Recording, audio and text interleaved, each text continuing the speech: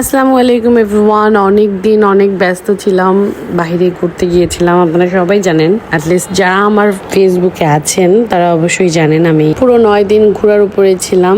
আর আমি সবসময় camera freak, আমি সবসময় ক্যামেরার সামনে আসতে চাই আর ওনাকে ডেকে ডেকে ক্যামেরার সামনে আনতে হয়। আর আজকে আমাদের মালয়েশিয়ায় 6th ডে এবং আজকেই আমাদের শেষ দিন ছিল এবং রাত 8টায় আমরা ফ্লাই করব বাংলাদেশের উদ্দেশ্যে। আর আমি যখন আমার ভিডিওটা এডিটিং করছি, আলহামদুলিল্লাহ আমি আমার বাংলাদেশে পৌঁছে গেছি।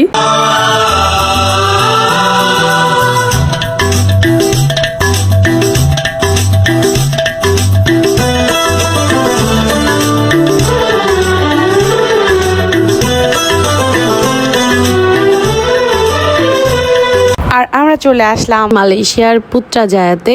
এই নামটা আমি অনেকবার অনেক তথ্যচিত্রে শুনেছি, যার ফলে আমার এখানে যাওয়ার একটা আশা ছিল। তো এই ড্রিমটাও আমার পূর্ণ হয়ে গেল আলহামদুলিল্লাহ। পুত্রাজায়া শহরটি মালয়েশিয়ার প্রশাসনিক রাজধানী। এটি কুয়ালালামপুরের দক্ষিণে অবস্থিত।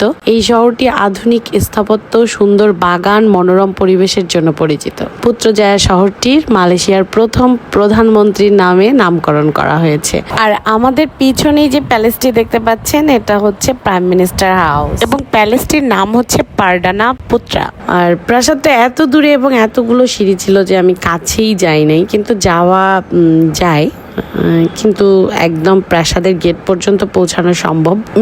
আমি যখন পুত্রাজায়ায় গেলাম তখন আমার মনে হচ্ছিল যে এখানকার রাতের সৌন্দর্যটা অনেক সুন্দর হওয়ার কথা, কারণ ঝর্ণাগুলোর পাশে এত সুন্দরভাবে লাইটিং এর ব্যবস্থা করা হয়েছে। কিন্তু আমাদের যে ট্যুর গাইড ছিল উনি বললেন যে রাতের বেলা আসলে কোনো ট্যুরিস্টদেরকে পাওয়া যায় না। সকাল 9টা থেকে দুপুর পর্যন্তই এখানে ট্যুরিস্টদের আনাগোনা এবং তার জন্যই অনেকটা ফেস্টিভ লাগে এই জায়গাটাকে। আর রাতের বেলা একদমই নিরিবিলি। আর এইটা হলো মালয়েশিয়া মাদানি। আমি প্রথমে ভাবছি অ্যাকচুয়ালি এটা কি, এরপরে আমি যেটা বুঝতে পারলাম সেটা হলো এটা একটা নীতি কাঠামো এবং সরকারি স্লোগান, যা আনোয়ার ইব্রাহিম, মালয়েশিয়ার প্রধানমন্ত্রী, তার দ্বারাই প্রবর্তিত হয়েছিল। এর মানে হচ্ছে সুশাসন, টেকসই উন্নয়ন এবং জাতিগত সম্প্রীতির উপর দৃষ্টি নিবন্ধন করা। আমরাও বাংলাদেশি মাদানি করতে পারি কিন্তু।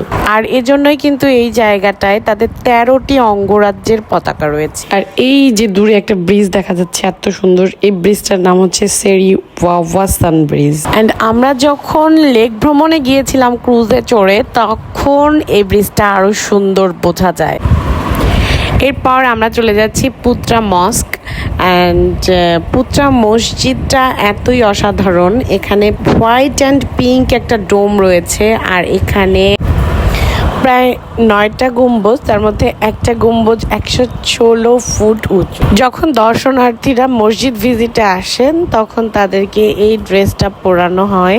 নামাজের সময় ব্যতীত দর্শনার্থীরা মসজিদ ভিজিট করতে পারেন। লেক ভ্রমণের সময় মসজিদের সৌন্দর্য আরো সুন্দরভাবে উপভোগ করা যায়। দেন আমরা চলে আসলাম ক্রুজ তাসিকের সামনে এবং এখানে 3 টাইপসের ভেহিকেল ছিল লেক ভ্রমণের জন্য।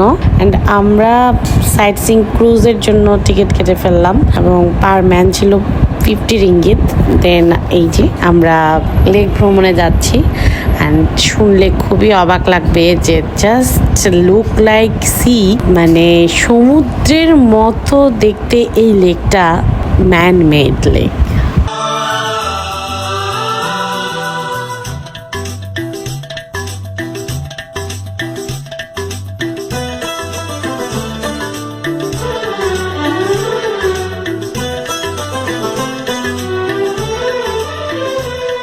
তো সুন্দর একটা ট্রিপ শেষে আমরা পুরো জায়গাটা ঘুরে দেখলাম এবং এখানে প্রচুর সুভেনিয়ার স্টল আছে। আমরা কিছু সুভেনিয়ার কিনেছিলাম।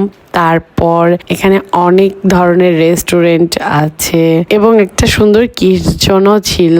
পুত্রার বোটানিক্যাল গার্ডেনও খুবই ফেমাস। সো আমরা একটু গার্ডেনে ঘোরাঘুরি করলাম। দেন আমাদের ফেরার পালা, কারণ যেই হোটেলে ছিলাম সেখান থেকেই যেহেতু আমরা ট্যুর প্যাকেজ নিয়ে পুত্রাজায়াতে গিয়েছিলাম, তো তাদের সময় ছিল 4 ঘন্টা আর পার ম্যান ছিল 120 রিঙ্গিত। সো আমাদের টাইমস আপ অ্যান্ড আমরা কুয়ালালামপুরে চলে আসলাম। অ্যান্ড এখন আমি অনেক টায়ার্ড।